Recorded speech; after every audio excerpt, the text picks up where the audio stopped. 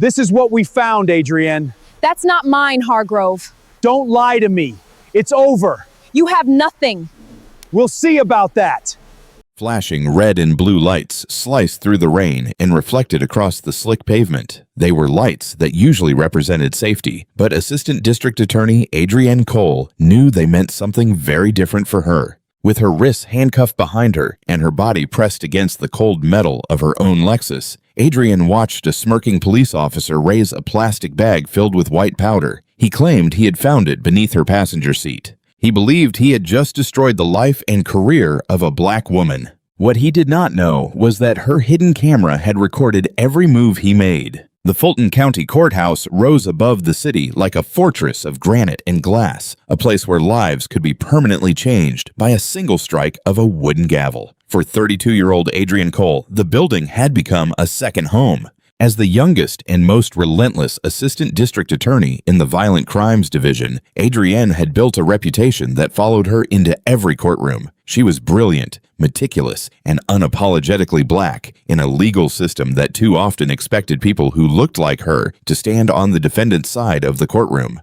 A graduate of Georgetown Law, Adrienne had fought her way out of the South Side with nothing but determination, discipline, and an exceptionally sharp mind. She wore tailored Navy suits like armor. In court, she dismantled defense arguments with such precise control that judges often watched her with quiet respect. However, her success had created powerful enemies. Adrienne had recently led an internal corruption investigation that resulted in the indictment of 3 veteran narcotics detectives. By exposing them, she had crossed the thin blue line. Within the fiercely tribal world of local law enforcement, many officers considered that an unforgivable betrayal. Across the city, inside the damp, fluorescent-lit locker room of the 14th Precinct, Officer Vernon Hargrove tightened the laces of his boots. Hargrove was 52 years old and had served on the force for 2 decades. During that time, he had allowed his resentment and prejudice to harden into something poisonous. He belonged to an older and uglier era of policing. To him, the badge was not a shield meant to protect the community. It was a weapon he could use to impose his own twisted beliefs on anyone he considered beneath him.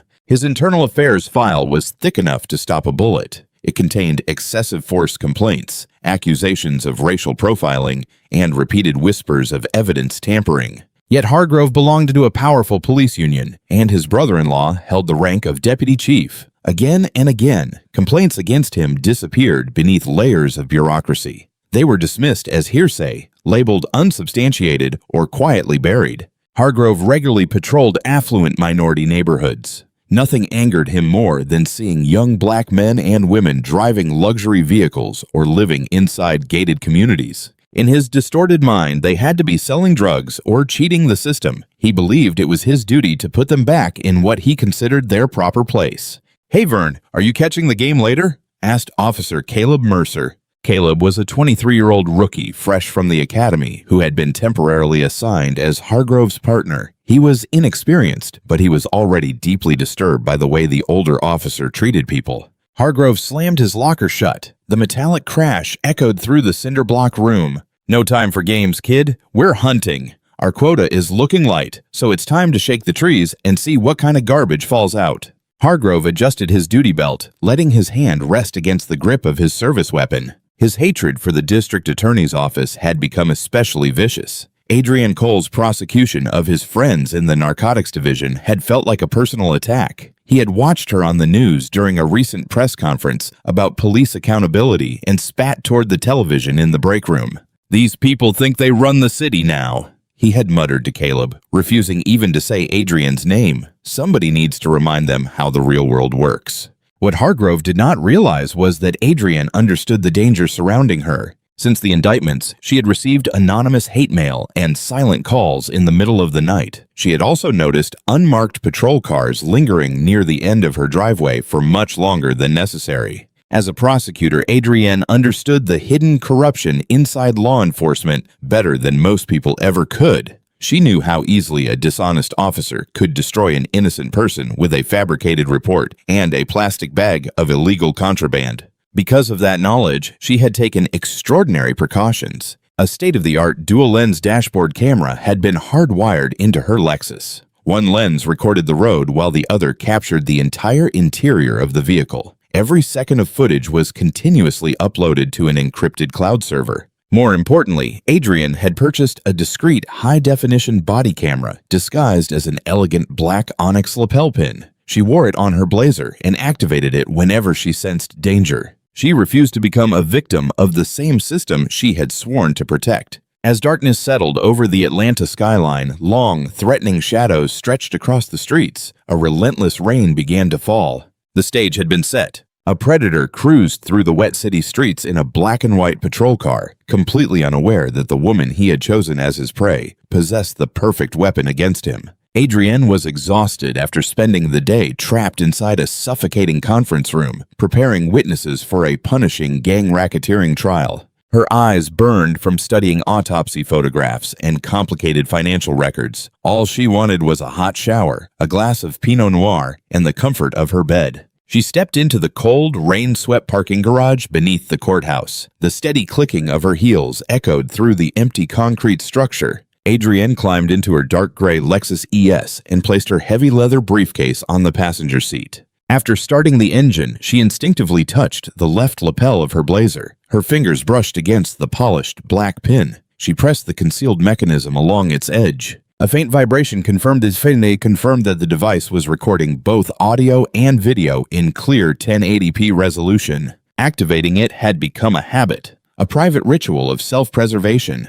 Adrienne drove out of the garage and merged onto Westheimer Road. Rain poured across the windshield in heavy sheets, blurring the neon signs of nearby diners and gas stations. She kept her speed precisely at the posted limit of 35 miles per hour. Both hands remained carefully positioned on the steering wheel. Several blocks behind her, Unit 4 Adam waited in the shadows of an abandoned strip mall. Vernon Hargrove sat behind the wheel, chewing on a toothpick while studying the sparse traffic. Caleb Mercer occupied the passenger seat, quietly completing a logbook. Through the rhythmic movement of the windshield wipers, Hargrove spotted the sleek outline of Adrienne's Lexus passing the parking lot. His eyes narrowed. He pulled onto the road, his tires hissing against the wet pavement, and accelerated until the cruiser was only a few car lengths behind Adrienne. Inside the Lexus, Adrienne glanced into her rearview mirror. Her heart gave a sudden, cold jolt. A patrol car was aggressively following her. She refused to panic. She maintained her speed and kept the vehicle perfectly centered in the lane. She deliberately activated her turn signal before smoothly changing lanes, hoping the cruiser would pass. Instead, the patrol car copied her movement and remained attached to her rear bumper. "Look at this," Hargrove said with a sneer, tightening his hands around the steering wheel.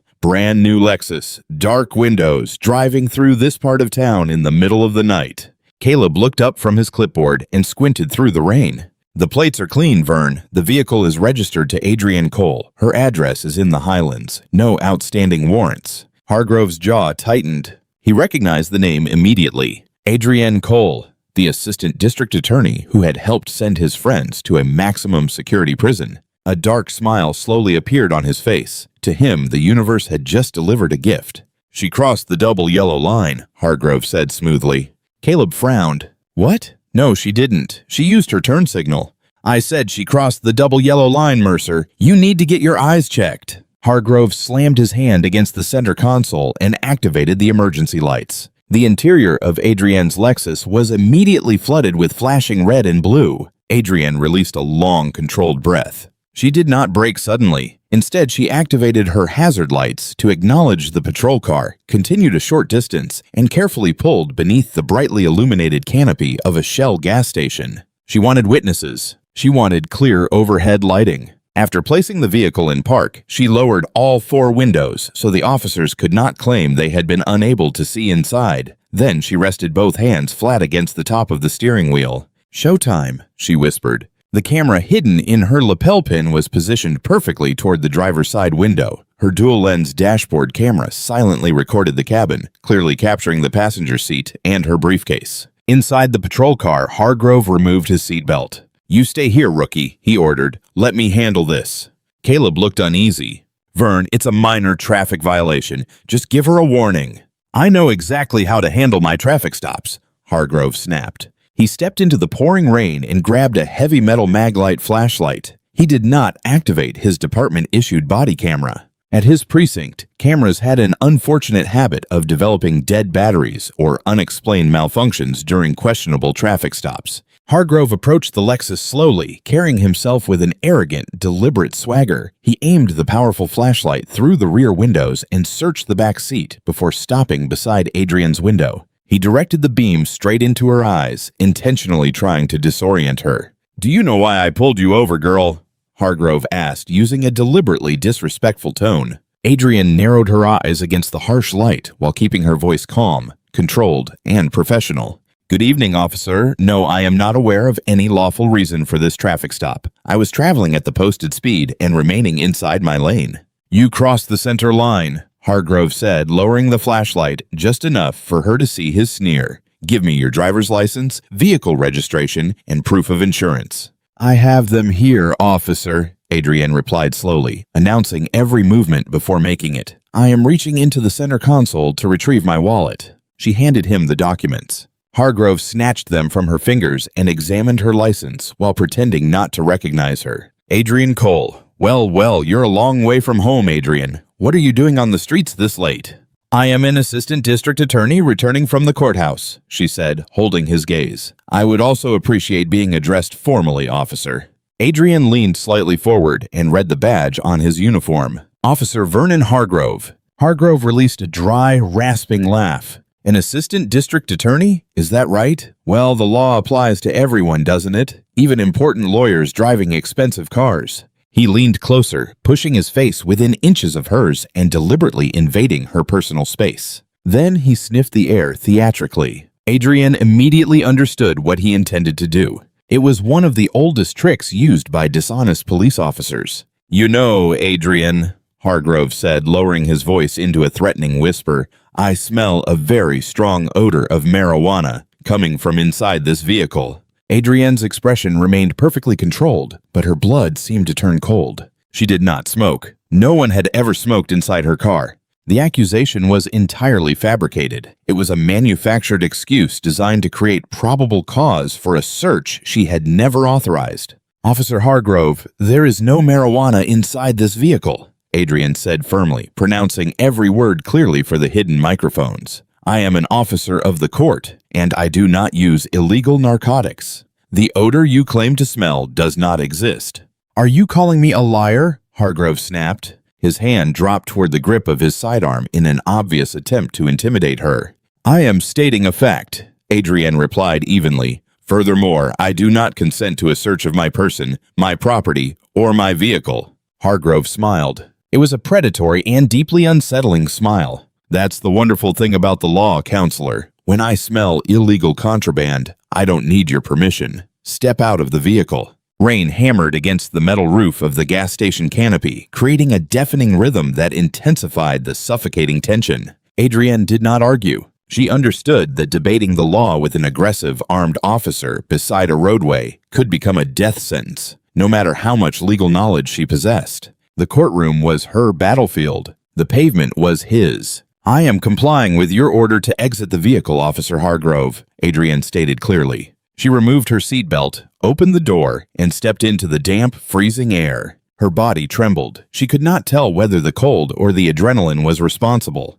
"Turn around. Face the vehicle. Put your hands on the roof," Hargrove barked. Adrienne obeyed. Hargrove roughly kicked her feet apart, using a level of force that was entirely unnecessary. He searched her body, allowing his hands to linger too long and press too aggressively around her waist and pockets. His actions were intended to humiliate her, strip away her authority, and reduce her to another powerless suspect on the street. Caleb finally stepped out of the cruiser and stopped several feet away, his face filled with conflict. "Everything all right, Vern?" he called nervously. "Everything is fine, Mercer," Hargrove shouted over his shoulder. "Watch the suspect. I'm conducting a probable cause search of the vehicle." Adrienne turned her head slightly toward Caleb. "Officer," she said calmly, raising her voice above the rain, "I want it formally noted that I have explicitly refused consent for this search. Your partner is acting outside the limits of the law." Caleb swallowed hard and looked away. He could not meet her eyes. The code of silence was already closing around him. Hargrove leaned into the driver's side of the Lexus and began tearing through the interior with deliberate carelessness.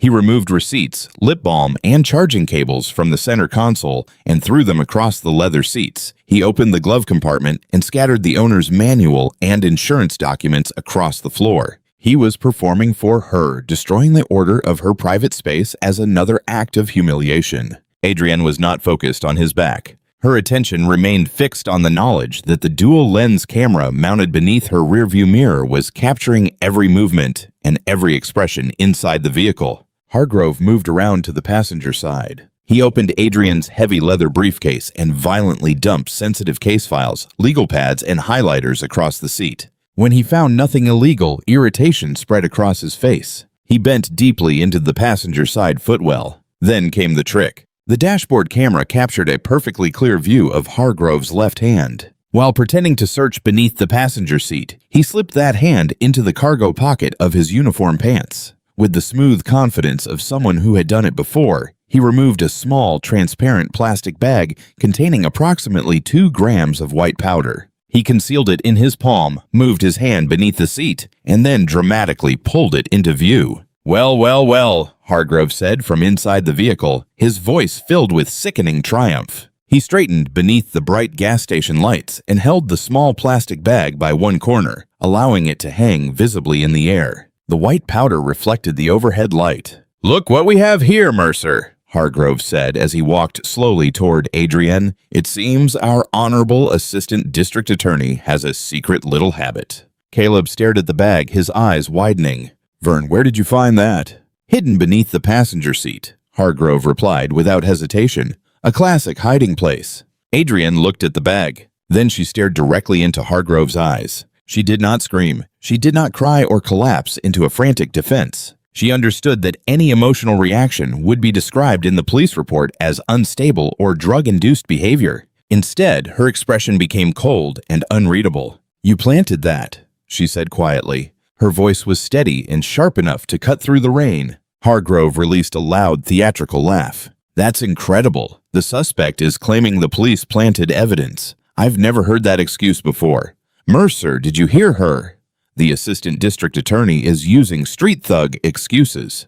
Hargrove closed the distance between them. He grabbed Adrienne's wrists and violently forced them behind her back, applying enough pressure to strain her shoulders. The cold metal handcuffs bit painfully into her skin as he tightened them far beyond what was necessary. "Adrienne Cole," Hargrove whispered into her ear. He was close enough for her to smell stale coffee and tobacco on his breath. "You are under arrest for felony possession of a controlled substance. You have the right to remain silent, and I strongly suggest you use it. Your career is officially over. Your face will be shown on every news station in the state. You're finished." He shoved her toward the rear of the patrol car. As Adrienne was forced to bend and slide onto the hard plastic seat, she glanced back at her Lexus. Through the window, streaked with rain, she could barely see the tiny red light blinking on her dashboard camera. Hargrove slammed the cruiser door and trapped her inside the dark, suffocating cage. He remained outside in the rain, grinning at his partner, while holding the bag of powder like a trophy. He believed he had won. He believed he had finally destroyed the untouchable prosecutor. Sitting in the darkness with her wrists aching inside the steel cuffs, Adrienne allowed a slow and dangerous smile to form. Vernon Hargrove had just signed his own professional death warrant. He had brought a plastic bag to a digital battle. Adrienne intended to bury him with the truth. The holding cell inside the 14th precinct reeked of industrial bleach and decades of human suffering. Adrienne knew that smell from years of walking through the darkest levels of the criminal justice system. Experiencing it from behind iron bars, however, was a completely different and deeply disturbing sensation. She sat on a cold, scarred stainless steel bench. Her navy designer blazer was wrinkled, and dark bruises were forming around her wrists from the excessively tight handcuffs. Hargrove deliberately extended every stage of the booking process. He savored every moment of her humiliation. While taking her mugshot, he repeatedly ordered her to step backward, step forward, turn left, and turn right. He captured unnecessary photographs until he obtained one in which the harsh fluorescent lighting made her appear exhausted and defeated. During fingerprinting, he pressed her fingers onto the digital scanner with enough force to make her joints ache. Throughout the process, Adrienne remained a figure of icy control. She knew security cameras covered the precinct. She also knew Hargrove wanted to provoke her into shouting, cursing, crying, or resisting so that he could describe her as combative. She gave him nothing. Her expression remained blank. Her breathing stayed steady. Caleb stood near the booking room doorway with his arms folded across his chest and his eyes fixed on the damaged linoleum floor. The young rookie looked physically ill. He knew exactly what had happened on the rain-covered road. He had seen the empty passenger seat, listened to Hargrove's lies, and watched his training officer casually destroy a woman's life because of a personal grudge. However, the blue wall of silence was treated as sacred law inside the 14th precinct.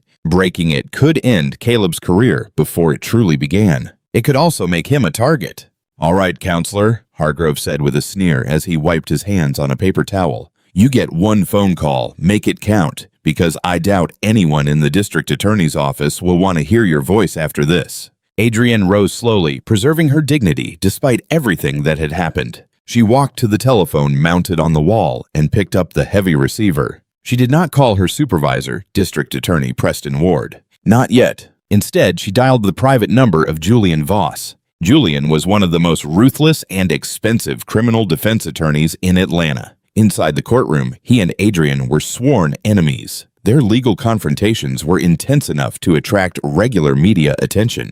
Outside the courtroom, however, years of challenging each other had created a deep and genuine mutual respect. More importantly, Julian despised corrupt police officers. The telephone rang briefly before a gravelly voice answered. "Voss." "Julian, it's Adrienne Cole," she said, lowering her voice because Hargrove was listening from across the room. There was a pause. "Adrienne, please tell me you haven't finally murdered opposing counsel." "I'm being held at the 14th precinct," she replied, immediately addressing the situation. "I was arrested on a fabricated felony charge for possession of a controlled substance. An officer planted approximately 2 grams of cocaine beneath my passenger seat during a pretextual traffic stop." The exhausted humor vanished from Julian's voice and was replaced by professional coldness. "Who arrested you?" "Vernon Hargrove." Another, heavier silence followed. Julian knew Hargrove's reputation. Nearly everyone in Atlanta's legal community did. "That corrupt bastard. This is retaliation for the narcotics indictments. Adrienne, listen carefully. Do not answer any questions. Say nothing else. I'm coming to the precinct with a bail bondsman." "Julian, wait," Adrienne whispered, turning away from Hargrove so he could not read her expression. "Listen to me carefully. When you arrive, we are going to handle everything normally. Act angry. Act defensive. But do not reveal what I have. Let Hargrove complete his official report. Let him submit a sworn probable cause affidavit. I want his signature on every document." "Why?" Julian asked. "We could destroy this immediately by contacting the watch commander." "Because I have a dual-lens camera recording the interior of my car, and I was wearing a hidden lapel camera," Adrienne said, allowing a dangerous edge into her voice. "The footage is already stored on an encrypted cloud server. I captured him removing the bag from his own pocket. The entire act is recorded in 1080p. A low, dark laugh came through the receiver. "My God, Adrienne, you wired yourself." "I knew they were coming for me," she replied. "But if we expose the footage now, Internal Affairs may reduce this to a disciplinary matter, allow him to quietly resign, and bury the truth." "No, I want him to commit perjury. I want him to submit false statements under oath. I want him to enter a courtroom, take the witness stand, and lie directly to a judge. We are going to let him dig his own grave, and then we are going to bury him inside it." "You're playing a dangerous game, counselor," Julian warned. "The media will obtain the arrest report. Your reputation will suffer enormous damage." "My reputation can survive," Adrienne said while staring at the peeling paint on the cell wall. "His freedom will not." She ended the call. Hargrove approached the cell while jingling his keys. An arrogant smile spread across his face. "You found yourself a lawyer? Good. You're going to need a miracle to defeat a possession charge, especially with all the enemies you've made." "We'll see, Officer Hargrove," Adrienne said quietly as she turned toward him. "The wheels of justice may move slowly, but they grind with remarkable precision." By the time daylight arrived, the storm had passed and left the Atlanta streets washed clean. Inside the district attorney's office, however, the atmosphere was poisoned with anxiety. Information about Adrienne's arrest had leaked far faster than anyone expected. An eager desk sergeant at the 14th precinct had contacted a WSB-TV reporter, and the story exploded across the morning news. Top Atlanta prosecutor arrested in drug bust. The headline appeared across the bottom of every local television channel. Adrienne's carefully manipulated mugshot, in which she looked exhausted and trapped, was broadcast into millions of homes. Now dressed in a fresh, sharply tailored gray suit that Julian had brought for her, Adrienne sat in a leather chair across from District Attorney Preston Ward. Ward was a political survivor who measured nearly every decision according to its potential effect on his re-election campaign. He looked as though the crisis had aged him overnight. "Adrienne," Ward said, rubbing his temples while holding a half-empty cup of black coffee. "Tell me this is some kind of nightmare. Tell me there is an explanation." "It was a setup, Preston," Adrienne replied evenly, hiding the exhaustion in her eyes. "Officer Vernon Hargrove initiated a retaliatory traffic stop and planted approximately 2 grams of cocaine inside my vehicle. This was a direct response to my prosecution of his colleagues in the narcotics division." Ward leaned back and groaned. "Hargrove, I know his record. The man is a walking liability. But the public appearance of this is disastrous, Adrienne. You were arrested with narcotics in an area associated with high crime. The police union is already mobilizing." As if responding to his words, the muted television in the corner displayed a live broadcast from the steps of the 14th Precinct. Bryce Donnelly, the loud and aggressive president of the local police union, stood behind a podium surrounded by uniformed officers. Hargrove stood directly behind him, wearing a solemn expression intended to make him appear heroic. Ward raised the volume. "It is a tragic day for Atlanta when the people responsible for enforcing the law begin to believe they are above it," Donnelly declared into a collection of microphones. "Officer Vernon Hargrove is a decorated veteran with 2 decades of service. During this arrest, he did not allow a government title to intimidate him. He performed his duty and removed illegal drugs from our streets. It is deeply disturbing that Assistant District Attorney Adrienne Cole, a woman who has spent considerable time aggressively targeting our brave officers, was hiding such a dark and illegal secret. We are demanding her immediate termination from the district attorney's office." Ward muted the television. The silence that followed was heavy and oppressive. He could not look Adrienne in the eye. "Preston," she said without panic, "do not terminate me. Suspend me. Place me on unpaid administrative leave until the preliminary hearing. That is standard procedure. The mayor's office is calling me constantly." "Preston," Adrienne said sharply, cutting through his political anxiety. "Suspend me. Let them believe they have won. Let Hargrove become overconfident. Trust me. I am building a case." Ward studied her. He recognized the terrifying, calculated determination that had made Adrienne his most effective trial attorney. After swallowing hard, he nodded. "Administrative leave, effective immediately. But Adrienne, without a decisive piece of evidence, your career is finished. Mine may disappear with it."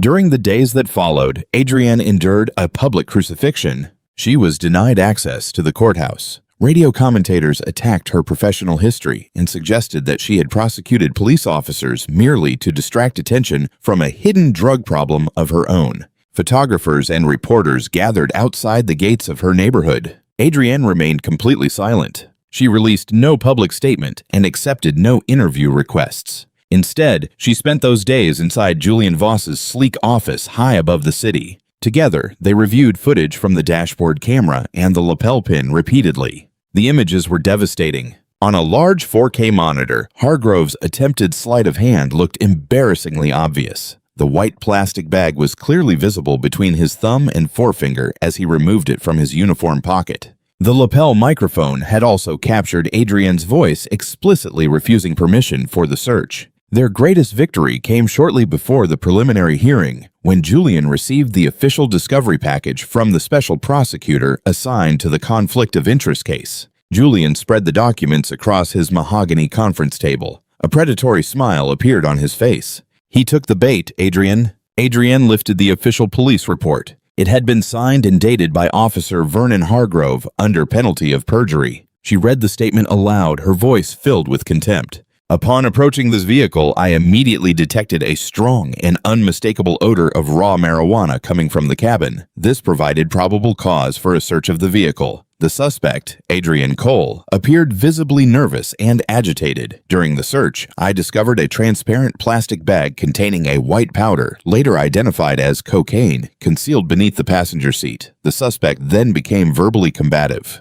It's a masterpiece of fiction, Julian said with a dark laugh. He fabricated probable cause, invented your behavior, and lied about where the evidence came from. Adrienne turned to the next page, and her expression tightened. It was a supplemental report signed by Officer Caleb Mercer. I assisted Officer Hargrove at the scene. I can confirm the presence of a strong marijuana odor and personally witnessed Officer Hargrove recover the narcotics from beneath the passenger seat, the statement read. Adrienne exhaled and dropped the paper onto the table. Hargrove forced the rookie to sign it. He made Caleb an accomplice to perjury so the boy would be afraid to turn against him. If Mercer falls with him, that is his choice, Julian said. You gave him an opportunity to tell the truth during the search. He chose loyalty to the badge instead. This is precisely what we needed. Hargrove has now committed aggravated perjury and filed a false police report. The trap is complete. All we need is for him to enter the courtroom and repeat those lies under oath before Judge Silas Monroe. Judge Monroe? Adrienne asked, raising one eyebrow. Silas Monroe was a notoriously strict judge with no tolerance for dishonesty. He was known to hold attorneys and police officers in contempt for even minor courtroom violations. I pulled a few strings to place the case on his docket, Julian said with a wink. The hearing is going to be a bloodbath. Adrienne turned toward the floor-to-ceiling windows and watched traffic moving far below. She remembered the fear she had experienced when the emergency lights first appeared in her mirror. She remembered the cold pressure of the handcuffs and the racist satisfaction on Hargrove's face. She was no longer fighting only to protect her career. She was fighting to remove a cancer that had infected the city. Let him enjoy what remains of his career, Adrienne said quietly. At the hearing, I am going to take everything from him. On the day of the preliminary hearing, the Fulton County Courthouse looked less like a center of justice and more like a fortress under siege. News vehicles from every major network crowded the surrounding streets, their satellite dishes aimed toward the gray Atlanta sky. Reporters, photographers, demonstrators, and police union supporters packed the marble steps. When a polished black town car stopped at the curb, members of the press surged toward it like a wave. Adrienne stepped out beside Julian and two private security contractors. She wore a tailored charcoal gray suit, and her hair had been pulled neatly away from her face. She looked every bit as powerful as the assistant district attorney she had always been. Adrienne ignored the flashing cameras and shouted questions. Her face remained a perfectly controlled mask. Inside courtroom 4B, tension filled the air. Because of a last-minute change intended to eliminate any accusation of bias, the case had been reassigned to the Honorable Judge Everett Caldwell. Judge Caldwell, a former Marine JAG officer, had built a reputation for controlling his courtroom with absolute discipline. He had no patience for theatrical behavior and even less tolerance for perjury. At the prosecution table sat Conrad Ellis, a special prosecutor brought in from neighboring Cobb County because of the conflict of interest. Ellis was a competent and careful attorney who believed he was handling a routine drug possession case. He had no idea that he was walking into a carefully constructed minefield. When the proceedings began, the bailiff's voice echoed through the courtroom. All rise. Judge Caldwell entered with his black robes flowing behind him. He took his seat, adjusted his reading glasses, and stared down at the packed gallery. Let's proceed, he said. Mr. Ellis, call your first witness. The state calls Officer Vernon Hargrove, Ellis announced. Hargrove stood from the front row of the gallery. He had chosen to wear his formal Class A uniform, including a chest full of commendations earned many years earlier. He walked toward the witness stand with an almost theatrical swagger. After placing his left hand on the Bible and raising his right hand, he swore to tell the truth, the whole truth, and nothing but the truth. During direct examination, Ellis guided him through the events of the traffic stop. Hargrove was an experienced witness. He spoke clearly, maintained eye contact with the judge, and described what appeared to be an ordinary traffic stop that had produced a shocking discovery. Officer Hargrove, what caused you to initiate the traffic stop? Ellis asked. The defendant's vehicle crossed the double yellow line during dangerous weather conditions. Hargrove replied smoothly, presenting himself as a picture of public duty. What occurred when you approached the vehicle? As soon as the window came down, I detected an overwhelming odor of raw marijuana. Based on my training and 2 decades of experience, I immediately recognized the smell. That gave me probable cause to search the vehicle. Ellis nodded. Did the defendant cooperate? Hargrove released a heavy, disappointed sigh. No, sir. She was highly agitated and behaving erratically. She aggressively refused consent, but because I had probable cause, I continued with the search. In the passenger side footwell, I found a clear plastic bag containing approximately 2 grams of white powder. A field test identified the substance as cocaine. Thank you, officer. Nothing further. Ellis returned to his seat, satisfied that he had established probable cause, discovery of the drugs, and the chain of custody. Judge Caldwell turned toward the defense table. Mr. Voss, your witness. Julian rose slowly and buttoned his suit jacket. He carried no legal pad and held no notes. He walked toward the center of the courtroom and focused on Hargrove with the intensity of a hawk watching a field mouse. Officer Hargrove, Julian began in a surprisingly gentle voice. You have served on the police force for 2 decades. You must have conducted thousands of traffic stops. That's correct. You consider yourself an expert in police procedure, don't you? I know the law, counselor, Hargrove replied, allowing a smug smile to appear. I'm sure you do. You testified under oath today, and you stated in your sworn report that my client was driving erratically. You are completely certain she crossed the double yellow line. I saw it with my own eyes. And the smell of marijuana. You are completely certain that odor was present.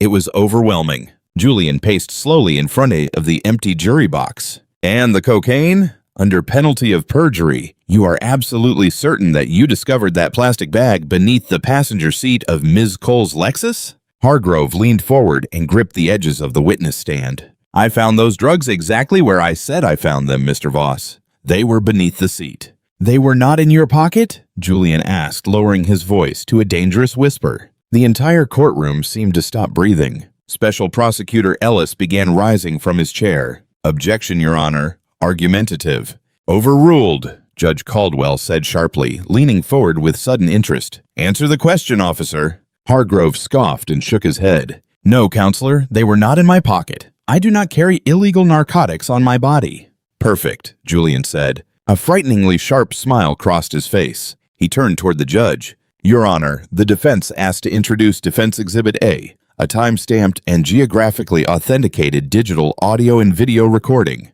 The footage has been independently examined and verified by Celebrite digital forensics experts. Ellis jumped to his feet. Your Honor, the state was never provided with video evidence during discovery. Because it is impeachment evidence, Julian replied smoothly as his voice filled the courtroom. Under Georgia law, the defense is not obligated to disclose evidence used exclusively to prove that a state witness is committing perjury during testimony. Judge Caldwell narrowed his eyes. He looked at Julian and then at Hargrove, whose face had suddenly tightened. I will allow it, the judge said. Play the recording, Mr. Voss. It had better demonstrate exactly what you claim. Julian gestured toward a technician seated behind the defense table. The enormous flat-screen monitors mounted on the courtroom walls flickered to life. The room was immediately filled with high-definition footage from the interior of Adrian's vehicle. The screen was divided into 2 images. One side displayed the wide-angle view from the dual-lens dashboard camera, clearly showing the entire cabin. The other displayed footage from Adrian's concealed lapel camera, capturing Hargrove from the chest upward. The audio played first. It was clear and undeniable. Officer Hargrove, there is no marijuana in this vehicle. Adrian's recorded voice echoed through the courtroom speakers. I am an officer of the court. I do not use illegal narcotics. The odor you claim to smell does not exist. Then the video continued. Everyone in the gallery watched with horrified fascination as Hargrove ordered Adrian out of the Lexus. They watched him destroy the carefully maintained interior. Then they saw the trick. Displayed across the massive monitors in pristine 1080p resolution, Officer Vernon Hargrove pushed his left hand into his cargo pocket. His fingers removed a small plastic bag. The audience watched him conceal the drugs inside his palm, move his hand beneath the passenger seat, and then reveal the bag as though he had discovered it there. Well, Hargrove's recorded voice said through the speakers. Look what we have here, Mercer. The recording stopped on a clear, high-resolution image of Hargrove holding the planted evidence. The position of his hand showed that it had moved upward from his pocket and had never recovered anything from the floor. Absolute silence consumed the courtroom. It was a heavy, suffocating silence, the kind that existed only before an explosion. On the witness stand, Hargrove's face had become the color of wet ash. Every trace of arrogance had disappeared. In its place was the wide-eyed terror of an animal that had stepped into a steel trap. He opened his mouth, but no words came. Julian slowly turned away from the monitors and looked directly at him. "Officer Hargrove, would you like to correct your sworn testimony, or would you prefer that I replay the recording in slow motion?" The courtroom erupted. Gasps and shouts filled the gallery. Reporters typed frantically into their phones, racing to announce that the city's explosive drug case had transformed into a catastrophic police corruption scandal. "Order!" Judge Caldwell roared. His gavel struck the wooden block with the force of a gunshot. Bailiffs stepped forward with their hands resting near their holstered weapons and forced the crowd back into silence. Judge Caldwell slowly turned his furious gaze toward Hargrove. "Officer Hargrove," he said, his voice shaking with controlled rage. "You took an oath before God and this court. You submitted a sworn affidavit. You attempted to use the power of the state of Georgia to destroy an innocent woman because of a personal vendetta." "Your Honor, I can explain," Hargrove stammered. His voice cracked as panic closed around his throat. "That recording has been manipulated." "Close your mouth," Judge Caldwell thundered. The volume of his voice caused Hargrove to flinch. The digital forensics metadata, authenticated through Amazon Web Services and Celebrite, leaves no room for your lies. You are a disgrace to that uniform. You are a cancer inside the criminal justice system. Before the judge could continue, movement erupted in the second row of the gallery. Caleb Mercer suddenly rose to his feet. The young rookie had spent days being tortured by his silence. Now tears streamed down his face as he raised both hands. "He made me do it!" Caleb shouted, his voice breaking into a desperate sob. "He said he would have me blacklisted from the department if I refused to sign the supplemental report. There was no smell of marijuana. There were no drugs inside the vehicle. He planted them." Caleb turned toward Adrian.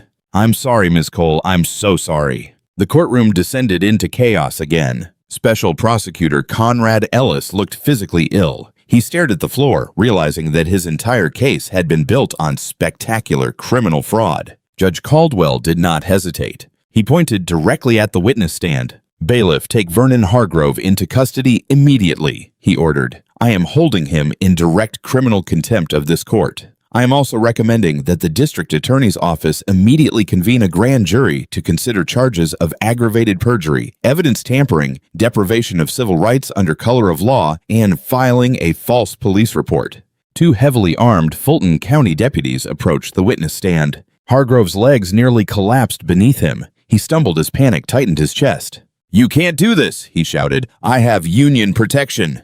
"Bryce!" Hargrove cried, frantically searching the gallery for Bryce Donnelly. The union president was already standing, his pale face turned toward the rear exit. Without saying a word, Donnelly slipped through the courtroom doors. Hargrove had become toxic. The union was abandoning him.